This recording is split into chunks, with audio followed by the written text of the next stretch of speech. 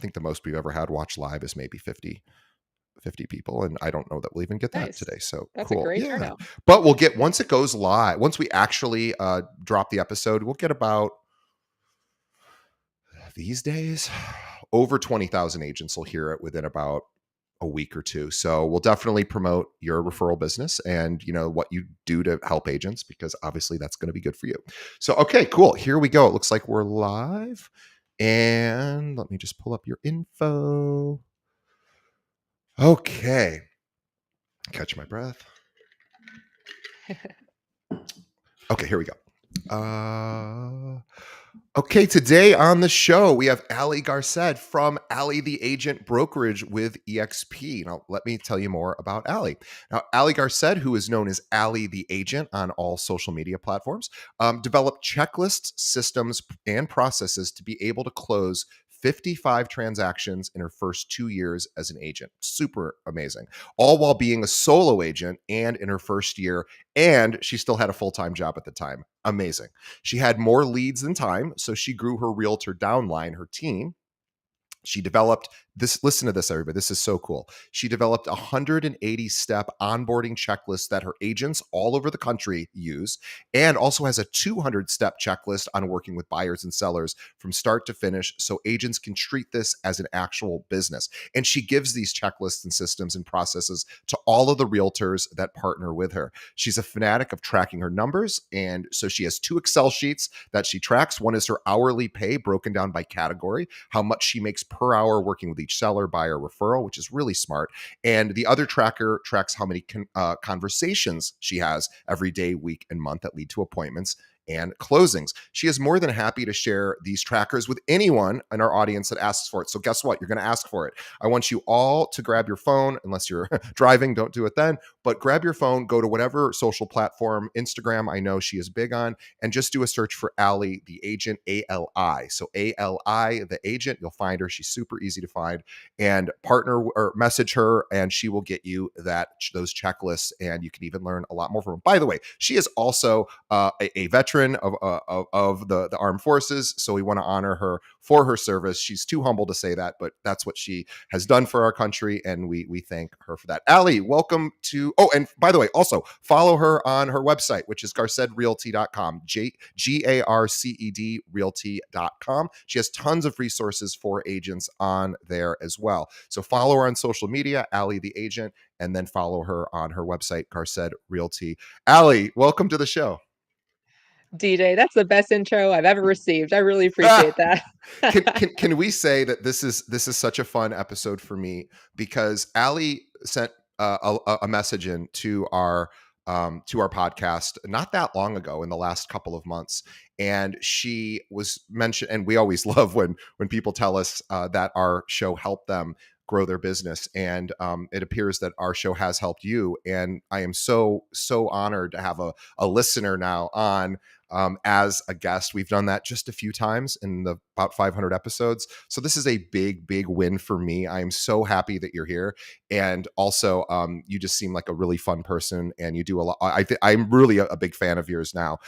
So I'm glad you reached out to us so that we can now have this conversation. And it was an instant yes. I was like, we got to have her on, because this is amazing. But let's start at the very beginning of the journey, because you haven't been doing this all that long, and yet you have amassed a huge team. You've done a ton of transactions, and you are now teaching agents how to duplicate the success that you've had. So, but let's start at the very beginning, before you knew how to do any of this. So how did you get into real estate? Was it immediately after leaving military, or, tell me about sort of how that worked? Yeah. So I actually got into real estate first through investing, and I purchased my first, condo because I was active duty Air Force for a decade. I recently separated. Um, so I started investing. I realized that I liked it, and not all of the agents were, They're not top all created tier. equal. Yeah. Yeah, we'll say that way. Some agents were great. Some agents are I was like, "Hey, did you ever even go on the property?" Anyway, it doesn't matter. So, um as I knew that I wanted to separate from the military. I was unhappy. I was looking at the people that I would be replacing, the colonels, lieutenant colonels, and I didn't want to be where they were. That's not the life that I wanted to live. So I was thinking, how I knowing that I want to separate from the military, knowing that I want to run away from something, what am I going to run toward? What should I do? I want to start my own business because I don't want to work for somebody else. I'm kind of done with W-2s. I'm kind of done with deploying. I've been out of the country 3 years. I don't want to be out of the country another three in order just to get the military retirement pay. Not worth it for me. So I was thinking of all sorts of things. My wife in the background was like, "Hey, how about you become a realtor? How about you become a realtor? Realtor, realtor." And I was like, "No, I don't like kitchens. I don't like cutesy stuff. I don't wear heels. I certainly don't dress up." I'm like, "This is no." I think I'll pass on that. It's all selling sunset, right? Like what the TV says.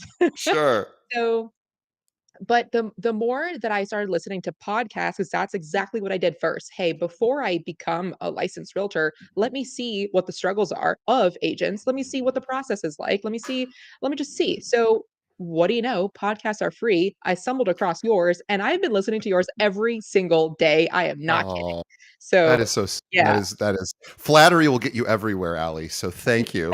You are now my absolute favorite guest I've ever had on the show, but I say that to every guest, so, but no, but thank you, and I think we are not the only show out there. I'm glad you found ours. There are some other really excellent ones. Real Estate Rock Stars is very good. Massive Agent is very good. So shout out to those other podcasts that are helping people as well. I am just one of many, but I'm glad that and talk about because there are lots of great shows out there.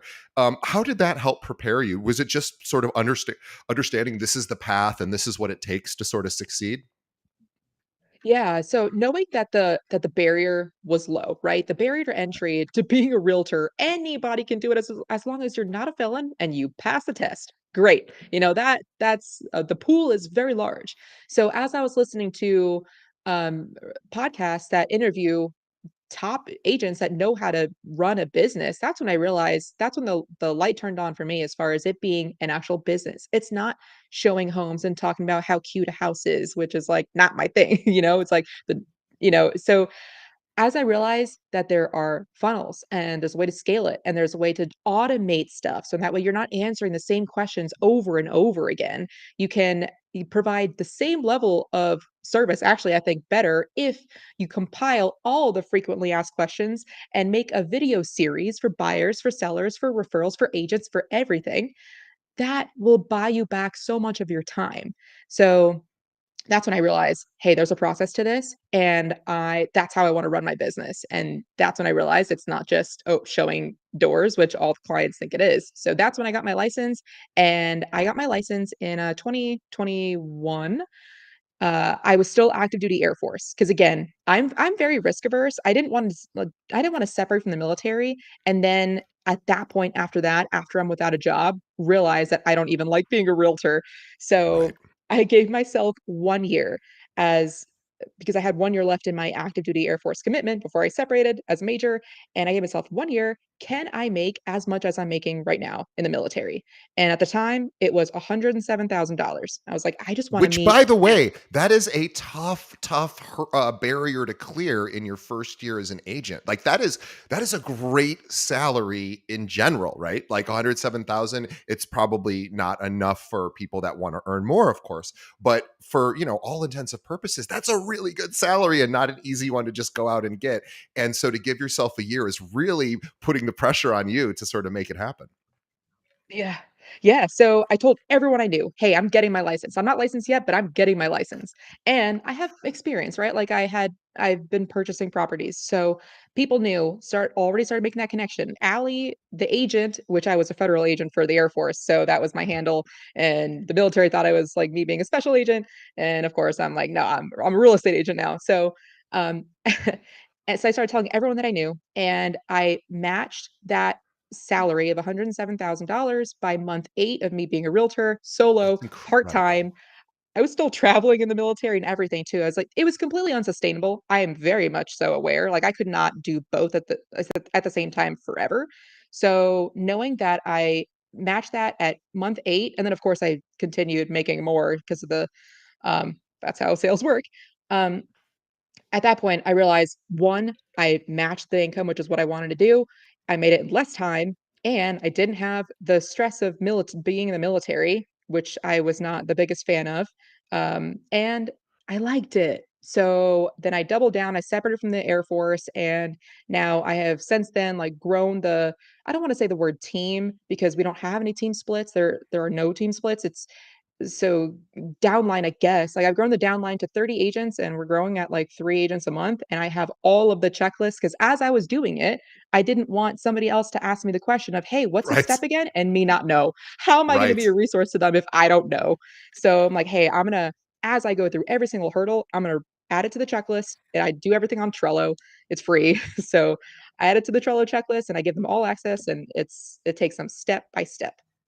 And by the way, I should a little shout out to Trello. I since the beginning of my podcast, I've only used Trello to manage all of my guests' information and our workflow. And there are other systems out there, but if you're looking for a visual system to basically manage projects or to dos, there aren't a lot of them out there, and it's basically a cool way for those of us who are a little bit more visually minded to be able to see. I used to work at a software company, and we all the developers. There was this big whiteboard with all these stickies, and if you've ever watched a movie where it's software developers usually can see this thing where there's stickies and they move them around, and it just from a visual perspective, it was better for me to be able to see everything. So shout out to Trello.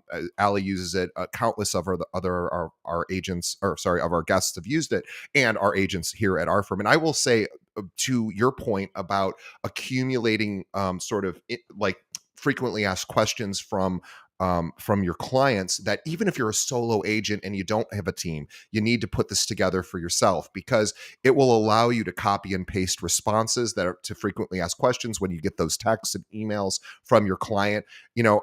We have almost 800 agents here at our firm, and one of the smartest things we did for our own to be able to support our own agents is, obviously, if we got 800 phone calls a day, we wouldn't be able to do much support for our brokers. Sorry, in Illinois, everyone's a broker, so I'll say realtor for our realtors. So we created a frequent basically a knowledge base, a wiki that our agents can use. And so having that, even for just yourself, is so important, so that you, like Ali was saying, she wants to scale her business, and she can't be doing these as many one-to-one interactions if she can automate some of that stuff. So cheers to you for Yeah. that. That is really, really amazing. I want to dive into some of these checklists too, because I have had a lot of people on the show over the years with checklists, but nobody's talked about it in a long time. And if I were a practicing agent, I would be using checklists, no question about it. Also, I just want to say, as a quick aside, just as a personal thing, we were just talking before we started the show, Ali and I, and I won't mention where she's from, just in case there's a privacy thing, but she and I have actually been to her Air Force base. And so the funny part is, I said I was actually at a base near where you are, and we talked about it. So I have literally been to where she worked, and I mean, what are the odds of that? So anyway, just kind of a funny thing. 20 years ago, but I was still there. But anyway, okay, let's talk about these checklists, because I think it's one of those things that we just assume every agent uses and has, but I think most agents don't. So let's talk Yeah. about sort of what they're there to do, and how they work, and how you created them. Yeah, so I started creating them with as I was going through each transaction. There is some forward thinking that you can, try to predict, what could happen, but every transaction goes so different every single time. So it's frequently asked questions was my number one. As soon as any client, buyer, seller, referral, anybody asked me a question, I would drop that same question, like copy and paste it into the Trello, and then at that point, if I got questions that same question over and over again, I would make a video out of that, because it's one thing to respond back, copy and paste a text, um, but it's another thing for them to see you explaining it to you, even if you're not saying not personalizing and saying, "Hey, Cindy, you asked this question, this is the answer." They e Even if they realize this same video goes to all of the buyers, goes to all of the sellers, they realize, "Oh, this is a whole business for her, and she treats us as such." Yeah, There's a difference when you're just scrambling and answering a phone call, which, by the way, I do not answer any phone call. I'm on track to triple my military income on my first year as a full-time agent, tripling my income, and I don't answer phone calls. I love it. Um, yeah, unless, like, it's already a client, we're under contract, and there's something, then at that point I will, but every other call is spam, and it's just a waste of my time. I don't even wanna tally up how many hours or minutes I spend over a course of a week back when I did answer phone calls, answering these phone calls that were just calls. So, I don't answer calls. Actually, a quick checklist on that is I have an iPhone, but I'm sure you could do this on the any other phone that you have. Whenever you get a phone call coming in, you can either respond with those auto responses that the iPhone has. It says, "I'm Yeah. in a meeting. I'll call you back shortly." I rephrased it and I say, "Hey, I'm currently with a client at the moment. I'm giving them my full attention. Can I help you with anything via text?" And usually Brilliant. yeah. I Usually, love it's that. a simple question that it can be resolved via text, and or sometimes, which is a lot of the times I know realtors, I know you hear me on this, where a lot of times it's a question that the client just all of a sudden, wanted answered right away. When they have access to the answer, give them a little bit of time for them to do their own research, they will find their own answer. I'm not saying that they're gonna run their whole transaction, but a lot of times it's, "Hey, what school district is this in?" That's on Google, like that. "Can I help you via text?" That adds that extra hurdle, and again, not saying it's like losing any, client, customer service, but it's in fact, I really think it's the opposite where, "Hey, I can't just ask my realtor any question." At that point, I'm asking them to bend over backward, and I lose respect for that realtor because clearly they have no time since they're answering all of my questions. So it's treating everything as a checklist. Anyway, going back to the original question of checklists, and so for buyers, sellers, as I had each transaction, I would go through the process. What do I do before I even meet with them? What do I do once I meet with them? What do I do to get them under contract? What do I do once we're under contract? What are some common, occurrences that happen? What are the timelines that I know crap need to know? And how do I follow up with them because after the transaction's over to make sure they become a repeat customer, client. So after I had those, at first it was just written on Trello. I then turned those into a video. So I have a buyer video packet. I put all the videos in one PDF. They all go back to my YouTube. And that way it's a series. And then same thing for sellers. And same thing for agents now. For onboarding, I mean, we have a 180-step onboarding Trello checklist for all realtors. I Yeah. love it. I love it. And we should also talk about sort of the ancillary benefit of putting this information together, which is after practicing herself exclusively, she was like, and I'm not telling your story, but I'm just making up the story in my head, but something to the effect of, oh, by the way, this could be useful to other agents who haven't yet put these materials together. And Allie by now has so many agents asking her, hey, teach me how you do that. Because number one, she did 55 transactions in her first 2 years, which is insane. We all know this while working a full time job, we should mention, and being traveling for the Air Force and doing all of the responsibilities there, defending our country, and oh by the way, doing all this transactions. And she systematized everything, and now all these agents have reached out to her because they see what she's doing on social media and they see the sort of processes and systems she's built, and now they're asking her for that information. And guess what that does for Allie?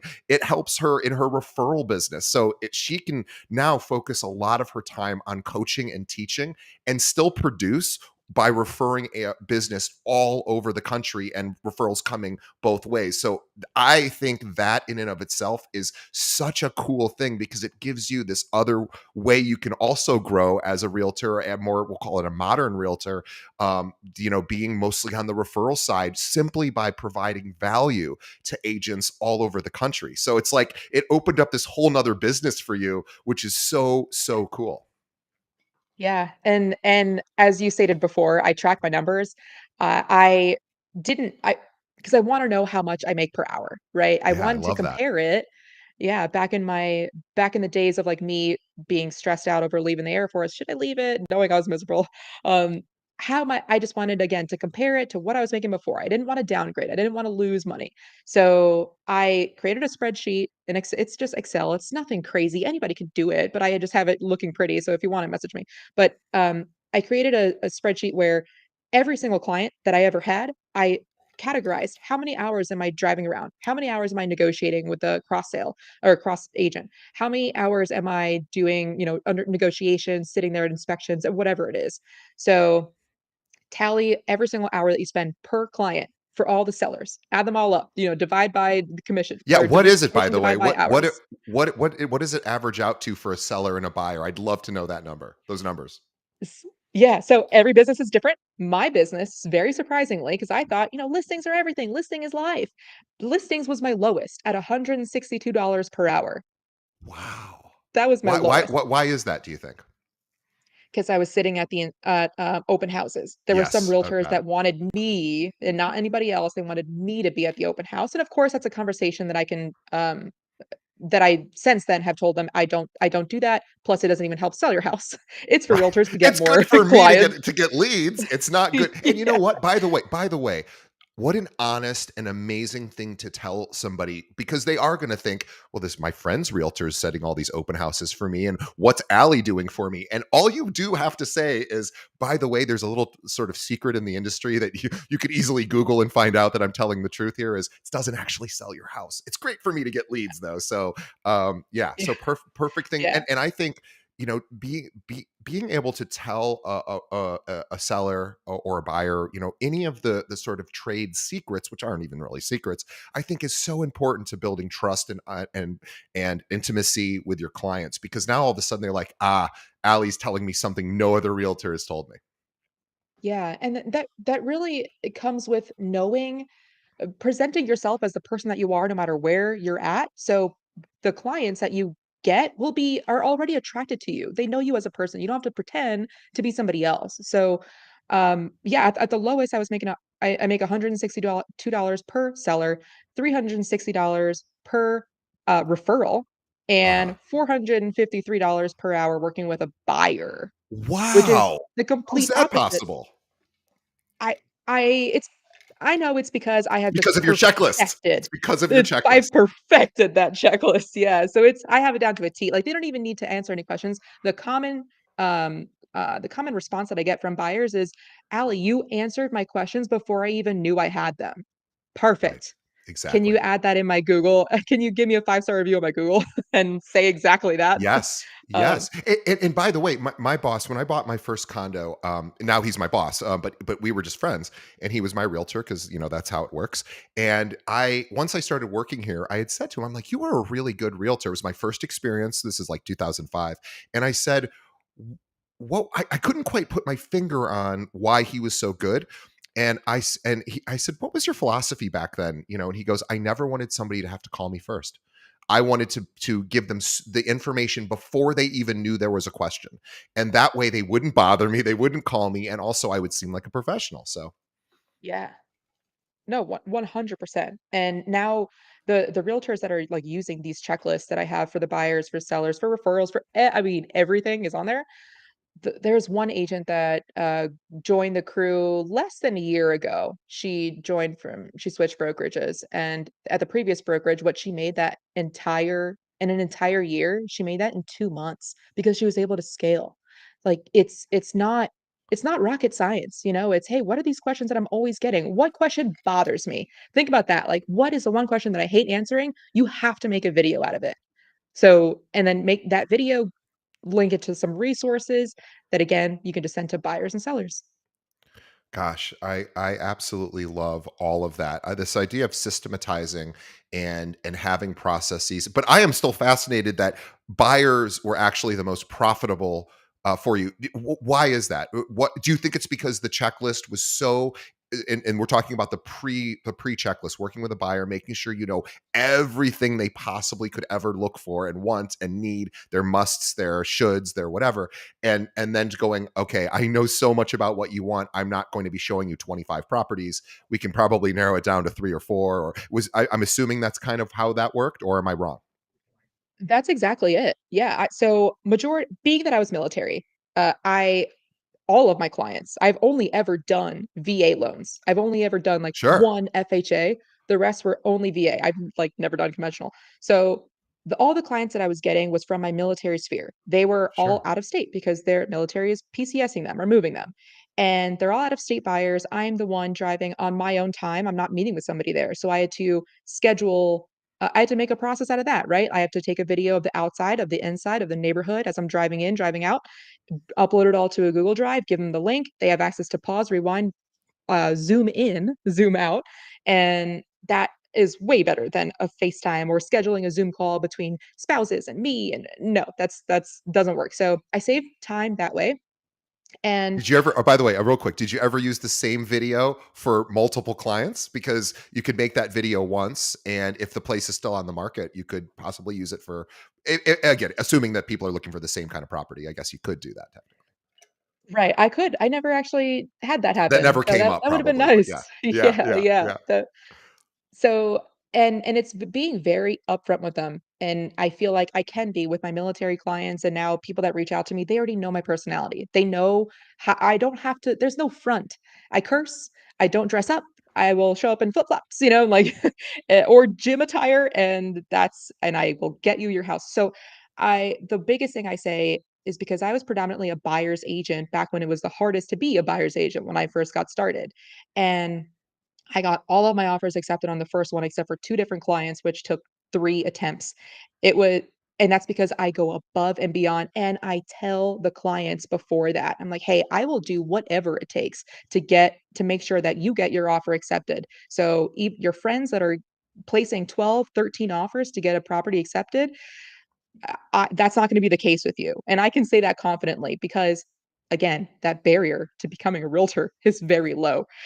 That is the one time I make outbound calls, I just don't answer inbound, so I call the listing agent, I'm like, "Hey, what can we do to get our offer accepted? My buyer is serious." Perfect question. And Not yeah, you're basically saying, "Hey, whatever you're all seeing out there, what can we do because we want this home. So what can we do to make this work?" Perfect question because it really there's a presupposition there that they're going to help you make, and if they can't, if they won't, they won't, but you're basically saying, "Hey, I want this. What does it take?" And it forces the person to answer that question in their head, and then hopefully they'll share Mhm. that with you and give you the secret little tip that you need to take it over the top. Absolutely. And then I tell the clients before I even call the listing agent, I tell the clients a couple of things. One is as we go over your specific criteria, you will realize that you're not looking at 20 homes. There are only 4 to 5 homes that actually meet what you're looking for. So, as you're looking at houses that don't meet all of those criteria, make sure that it's a level 7 out of 10 before you send it my way because I don't want to waste your time or my time.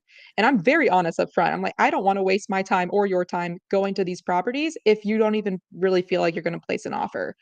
And then I tell them that I'm going to reach out to the listing agent and do whatever it takes to get their offer accepted. So do not be surprised when your offer is accepted. I don't want you backing out because, and again, Right. I'm That makes very you look honest. bad. Yeah. It exactly. And I tell them I am a new realtor. The last thing I want to do is ruin my reputation by being that agent that backs out. Gets the Right. offer in and then backs out. And so I tell every single client that like I do not ruin my reputation for me. My reputation is the only thing that I have. So Sure. and at that point it becomes a team thing, right? They're like, "Oh, wow, yeah, I don't want to just treat my agent as somebody that can just throw offers here, left and there, spaghetti at the wall." Um, I become more human to them instead of just somebody that will, a robot that's going to be doing work for them. Plus, I also think too, like as thinking about it from a buyer's perspective, does a buyer want to go through the emotional ups and downs of losing 12 deals, 12 offers for 12 properties? Like they are going to, I can't even imagine how emotionally draining that would be for a buyer. And certainly I guess, a realtor who's charismatic enough could maybe survive their reputation to their buyer, just going, well, this is the way the market is, whatever. I'm sure there's a way to talk through it, but it's certainly not a good experience for a buyer to go through that. And also you don't have the time to do that. You don't have time to write 12 offers. And I mean, it's too much. Right. So Right. Well, I don't either. any other tips? I'm sorry, I have to ask because I'm so fascinated by this. How any other tips to get offers accepted other than, hey, Mr. List or Mrs. Listing Agent, what can we do to make this happen? Any other sort of like in the way you present the packages to your to the seller, to the seller's agent, what are you actually doing? Is there any little tips and tricks that you'd recommend to agents to help get their offers, because there are some agents that just don't answer the phone when other agents are calling in because they got 20 other offers. So Are there things that you were laughing because this you deal with this all the time. So when you don't get someone on the phone, or when they're not willing to sort of give you any sort of help, what are you doing in addition to that to get these offers accepted? I love this question, DJ. So first, I talk to the buyers about it, right? Like for buyers and for sellers, I have seller email number 1 through 6, buyer email number 1 through 6. In the packet that comes out in buyer email number 2 is all of like my secrets, right? Because buyer email number 1 is for any buyer. If they don't want to work with me, they won't get buyer email number 2. Buyer email number 2 is once where you and I are working together. In buyer email number 2, there's that PDF that has my whole video series. One of those videos is 7 ways to get your offer accepted. Again, it links back to my YouTube. So, although I think I have that unlisted because it's just for my clients, but I'm going to share this, DJ. So, in some states, they do not require non-refundable earnest money. How like how im important to the seller, and how can you wow a seller by saying, "Wow, no one else is offering non-refundable earnest money. These are more serious because earnest money, good faith money it's It's taken kind a of nothing. a lot. It's It's basically nothing. yeah. Yeah. No, Yeah. anything can happen. The buyers will get their money back, at least, Of in certain course. states. Well, that's the joke of it all. At least here in Illinois, like there's almost no way for anybody to actually keep earnest money. So it's all a big kind of like, what are we doing here? Yeah. Yeah, yeah. So why not offer something? And I'm not talking thousands of dollars. I'm talking 500 bucks. And then that also gives the buyers the buy-in. Oh, wait, do I really want to miss out on 500 bucks? Do I really like this property enough? That's number 1. Number Love 2 that. is yeah. Number 2 is the escalation clause. Of course, like, "Hey, if you have another offer, we will beat it by 500, 1,000," you know? And then, of course, talking to the listing agent too. Is 500 bucks, or is that extra amount of the escalation clause even worth it? And have them decide, if they don't wanna respond to you, that's fine, which I will say actually right now is if you get a listing agent that doesn't respond, then send them a video text. Don't send them a text because how many texts do you get a day? That's just words. That's people just trying to solicit business. No. Send them a video text. Hey, what's up, DJ? My name is Ali Garced. I'm with eXp Realty, and I don't want to bother you, so I just wanted to send you this quick video. I have buyers that are very interested in 123 Main Street. What can we do to get their offer accepted? Please give me a call back when you can. Thank you so much. That's it. Like 4 seconds. I love it. And And do you do that like on Loom or BombBomb, or are you sending a video text, or how do you, what's the way that you do that? I was doing it on BombBomb, but that BombBomb creates another layer of friction where they have to click. Yeah, they have to click and then it goes to the link. So I just send it, especially if it's iPhone to iPhone. Ugh, so it's so easy. I just send an actual video from my phone to Yeah. them as a text message. Yeah. Perfect. Yeah, and And and same thing what for Android. and I know you can't see the open rates on those. You'd be able to see BombBomb, Mhm. but what do you think the open rates are when you send those video chats to other agents? It's got to be pretty high, 100%. I'm guessing. Yeah, 100. Oh, yeah. yeah, Because one, they see because everyone else, the barrier is so low, everyone else leaves it at a phone call, leaves it at a voicemail. I don't answer voice. I don't even listen to voicemails. If it's that important, right. you will call me back or you'll text me because my voicemail says, "Text me." Yeah, So, and everyone else just does a text, which now all text seems so spammy. Make yeah, they yourself do. look like a human. Yeah, and showcase your personality. You don't have to be like the whole bubbly person, but if you're real, if I get a video text message, that shows me that that person is serious. They created a whole video for me, even if it was 4 seconds. Now I know what they look like. I already like them. Yeah, I do want to work with them. Maybe I do want to trust them to get their offer accepted, all that. So that's number 3, I guess. Uh, Number 4, I have 7 different ways in my video, and this has been a while since I've actually worked with buyers. Because then my 2nd year, I worked mainly sellers when it was harder to be a seller's a listing agent. but And now my I'm business telling you though, is like all just referrals. as you're trying to find a few of those other tips, and you don't have to have them all in front of you, of course. But I know what the title of this episode is going to be, and it's going to be, believe it or not, it's more profitable to work with buyers. And this is going to be our most downloaded episode ever because nobody is going to be like, there's no way that's possible, and we are going to show that it is. So I love these tips. I do have a question I wanted to ask you when it comes to submitting offers.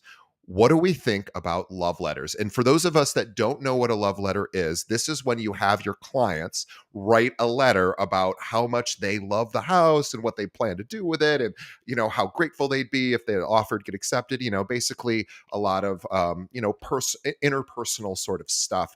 And there's debate on this. There's lots of debates on possibly is it even violating fair housing. So there's a whole sort of compliance issue. Some states are okay with it, others aren't. But it's a controversial topic. What do you think about Mhm. those? As before I got my license, I loved love letters because I was an investor. I'm like, "Hey, I wanna tug at the heartstrings and, all of Yeah, that." But, now that I'm a realtor, first of all, $25,000 fine, I'm not gonna mess with that. I'm not gonna mess with that. So, I switched my opinion on that. I do not like love letters. Plus, with a love letter, yes, there are some things that you cannot say to not violate any housing rules, but even I don't understand because even when you sign it, even if you add a photo, they see what you look like, they yeah, see what that couple looks like or what that person, the type of dog, anything. And when they sign their names, you can judge based off of their names. sure. So if a judge It's really too it's risky, is what you're saying. Yeah, it's just too way risky. too risky. Yeah. Yeah. So I plus, yeah, you don't need it. I get my offers accepted. That is such a yeah, right, you don't need it anyway, but it's such a strong point for those of us that are still doing love letters. Let's just think about a scenario here where you don't want to lose your license, you don't want to get in trouble, and certain states are more lenient about it than others. But let's think about this. They see the last name being signed, and let's just say it's Garcia, just choosing a name at random. They can make an assumption based on that last name and ethnicity, where that person's from. People can make assumptions about education, finances, and all of a sudden now we're into this weird fair housing gray area where we haven't Yeah. technically violated fair housing because we're not saying, hey, this is so and so Garcia and look at all the cool stuff associated with that name.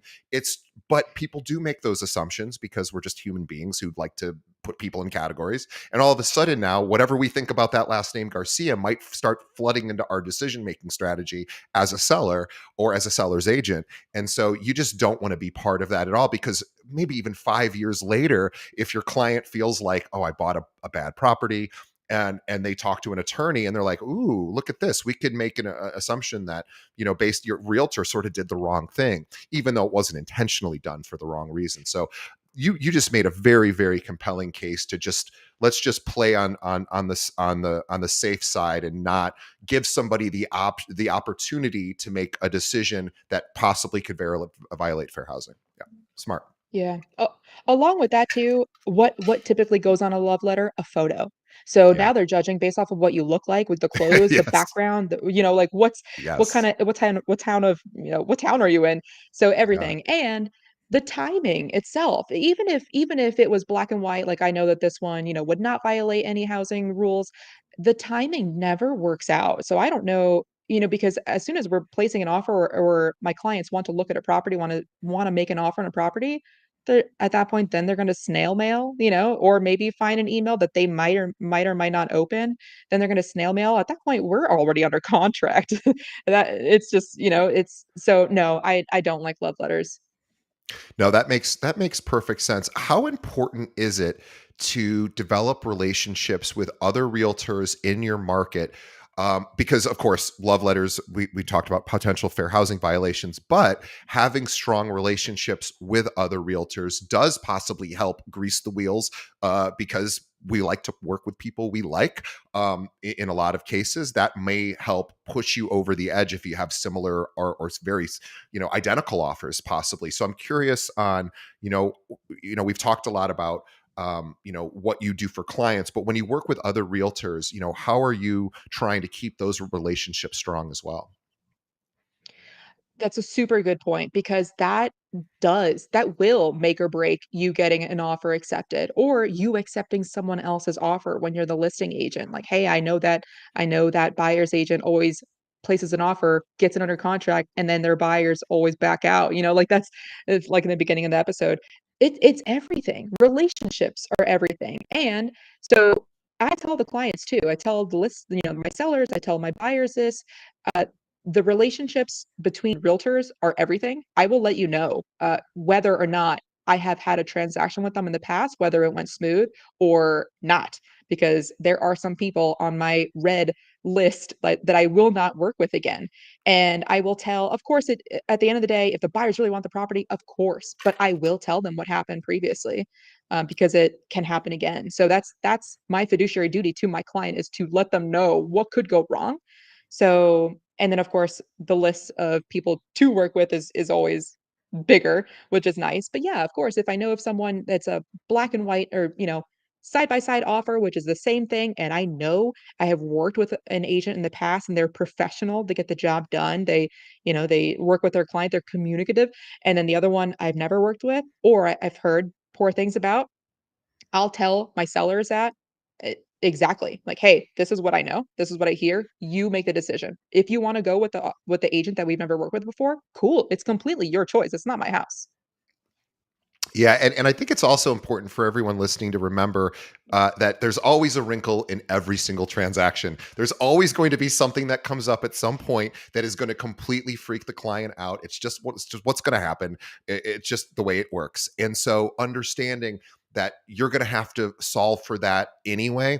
At some point is really important because it's going to happen, but trying to minimize the wrinkles is really the job of the realtor, or one of the jobs of the agent. And so this idea of knowing, hey, this person, here's what I know about them, I think is really, really important, because you want to minimize, whatever the unknown challenges that may be coming up. 100%. I'm so impressed with this, because we're really talking about his process. And as we're talking, I'm almost I want to talk to you offline, because I'm curious if one of the things with our show. So I'm sort of speaking to the audience right now. I apologize for taking a moment of Allie's time away from her, but I want you guys who are listening and or who are fans. One of the things about being a podcaster is it's really a 1-to-0 relationship, because we don't oftentimes get feedback. Like, we know because people download and we know those kind of numbers, but we don't get a lot of like, here's what I'd like to hear more of or less of. And I realized as Allie was talking, one of the things I haven't done a good job of on the show, because I'm not a practicing realtor. So I just always go, I don't really know a lot about process, but we haven't really ever had a dedicated series around process, and like specifically like step by step. So I am curious to, speaking to our listeners, if you would like a regular series on process, like literally, how do I win a listing presentation? How do I work with buyers? How do I win offers? All of the how to's, like specific step by step.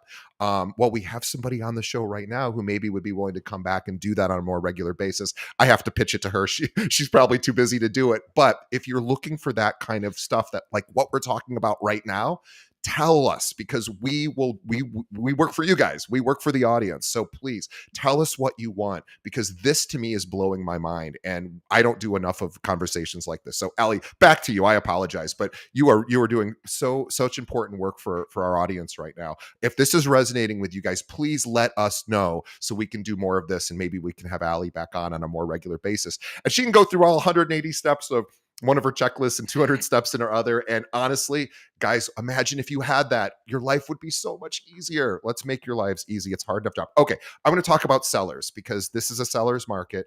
We know that. How are you finding sellers, and what are some of the ways in which you're finding opportunities with sellers? Everybody wants more sellers right now. Yes, they do, right? Unless they realize that they make the They least make more amount money per with hour. buyers. Yeah. So, first, actually, just because it popped into my head, two other ways to get your offers accepted, back to buyers super quick, Yeah, is great. one, becoming some add something personal and something funny, something slightly outlandish in the contract. If they like tickets, if they are, I don't know, Bear fans, Yeah. buy them tickets to like a concert, maybe not Taylor Swift, but a concert, something will have them be like, even if the offer price is lower, they'll be like, "Oh my gosh, wait, they thought of me. They realized that I like the Yankees, so now they got me Yankees tickets." Like, wow. So Love that's that. number one. Another one is a more aggressive one where you will offer 10K above if they accept it today. And if they don't accept it by Ah. today, it'll go down to this number. Wow. How, So how often does that work, by the way? Have you like, do you have it a rough a percentage of how often you've tried that and how often it's actually, closed the deal? It works more if you don't offer that on the first day of the listing. Sure. So, because of course they don't wanna tie themselves down when it's day 1. But week 3, if you offer that, you can get a good deal, like, "Hey, this is how much I'm gonna offer, but if you don't accept and starting tomorrow, it goes down to this number." Have both numbers work for the buyer, of course, but it's a great way to get a foot in. Wow, I've And never heard anybody mention that. That is such a simple idea that I love that. I love that. It's and almost then if like, you combine any of those. oh yeah, if you combine them, all of a sudden now what you have is a very unique offer. Like at the very least, it's unique. It's no one else is doing that, and you now have this, possibility of somebody. And it's funny, you have a cute little thing in there, or you have a gift, or something of value to them, and you just want to be unique. And I love all of this. Okay, Yeah. So let's get to sellers. So what are it's tough right now. Let's be honest to everyone. So I saw a statistic recently, and I'm probably off on this, but it's close enough. It's something like I think it was 85% of U.S. homeowners currently have a mortgage under 4%. So it's something like that, mm, right around that number. So there's a huge disincentive, whatever the disincentivization, whatever. There's a huge disincentive to move. I don't know the word, but to move right now, right? So I have a 3% mortgage. Like I'm not moving. I'm not going to a 7% mortgage unless I have to move, unless there's a really compelling reason, unless my home is appreciated so much where it's like makes sense to cash in on that. But that's a huge problem right now. So how are you still finding these seller opportunities? I feel like my answer won't appeal to the masses, but again, it's my military community, Yeah, so that makes sense. they have to They move. sell. They move around. Yeah, Yeah, they yeah. move, and, if they have the investor landlord mindset, then they're not gonna sell, it's great, but a lot of times they do wanna sell, and but to try to appeal to more people that are not in the military, or if you're not in the military, maybe take that, like, military relocation, I don't know, some that cert, not for the 3 letters at the end of your name because nobody cares about that, I promise, Right. but just to get more of the inside scoop of, like, "Hey, what is life in the military like?" They have 10 days to find a house as soon as they move? That's short, you know? Wow. And knowing just the acronyms, you'll be able to get better suited and therefore talk to be in the military community. For those that are not, maybe it's like you're not near a military base or post, um, then at that point, I would suggest, I guess, uh, cold calling, like, and it hurts for me to say that because I don't like cold calling. I don't even answer the phone, but you can get a great success from that. Cold calling, even if you want to go off market direct to seller, I would probably shy away from postcards only because it's so money heavy, where if you do not continue, which a lot of agents don't, majority do not, then you're going to think postcards don't work. So direct mail can any strategy that you choose, if you stick with it long enough, it will work. You just have to choose a couple and stick with it. I was just thinking, yes, and I could not agree with you more. Here's a great phone call, and I think it's a great phone call. Allie will tell me if it is or it isn't. So I'm a homeowner. I bought a new development a couple years ago, in a condo in a new development, and I have a thing on Zillow because I should have it on the MLS, but I do it on Zillow because it's easier, and it sends me a Mhm. report like once a month. And look, whatever we think about Zestimate, fine, but it's what our clients look at. So let's like at Yeah. least acknowledge that we should know what a Zestimate is, and whether how accurate or inaccurate it is. That's what people are using as a metric. So every month I get a little thing that says, hey, we think your home appreciated or depreciated by X. Now here's a great phone call because I set that up for myself. I got a thing a week ago that said your home appreciated an insane number, like 150 grand in the last 30 days, which by the way, which sounds amazing, but that's not really like the reality of the situation. But whatever it is, I noticed it. I was like, well, I'm still not moving, but like here would be a great phone call. Hey, hey, DJ, you don't know me. I'm a realtor. I was looking at your building. I don't know if you know this, but in the last 30 days, like I've seen I think the value of your properties appreciated an insane amount. If you want me just to ever shoot you over a little projection of what I think is happening, like I'd be happy to do that if it, because most of us are not, who are out of the business, who are not in real estate, are not really watching our home value pricing. But I would like to know that my home appreciated X amount, and not one Mhm. realtor has ever, and maybe it's because I'm in the business and I don't think everybody knows I'm in the business. I don't think anyone probably really knows I'm in the business, but I have never gotten that phone call. I have never gotten that email. I've never gotten a text from any realtor going like, "Hey, I want to run an updated comp because I think your home's worth a lot more than when you bought it, and I just want you to know what it's appreciated to." Curious to get your thoughts. Is that a good strategy, bad strategy? What do you think? I think that's a great strategy because one, they realize that they took out time to personalize it. That's for you. That's not your neighbor. That's not somebody down the block. That's for you. So, and I hear people doing that all the time. Like, or they will even take a screenshot or print out the Zestimate and say, "This is what Zillow thinks. What do you think? I have my own opinion as well. Call me." And so something like that could work too. Well, we're gonna wrap up right now. Not because I want to. I would talk to Allie all afternoon, but we are going to get her back because we're going to talk process. I mean, I have to sort of convince her that she can come back. But if she wants to come back, we want her because I want to bring this information to you guys, our audience. Allie, you are amazing. And by the way, you can learn this directly from Allie herself. You don't even have to wait for our show. So I want everybody to follow her on social media. We will have a link to her link tree or all her social channels. You have a link tree, so we'll use that. But we will also yeah, link tree Ali. Well, it's yeah, I'll put it in the chat or in the description. So we'll have a link to her website. We'll have a link to her link tree where you can follow her on social. And she gives this information away to any other agent that is interested. You can learn from her. You can even partner with her. You can be part of her group, her team. She is growing this massive team, and she's only 3 years in at this point. She's crushing it. She's doing it right, guys. This is a really good wagon to hitch to. So please find her, follow her online. Ali the agent, Ali the agent. Find her website, Garcia. Oh, sorry, Garced. I was saying Garcia earlier. Garced Realty, Garced Realty, GARCED Realty.com. Link to that as well in the show notes. Please follow her. Consider joining her team. She can take agents from anywhere in the country, and her job is going to be to train you to do what she does. That's what she does. She actually trains agents. And if you're not getting that kind of sort of training and support from your existing firm, great opportunity to work with Ali. She's awesome.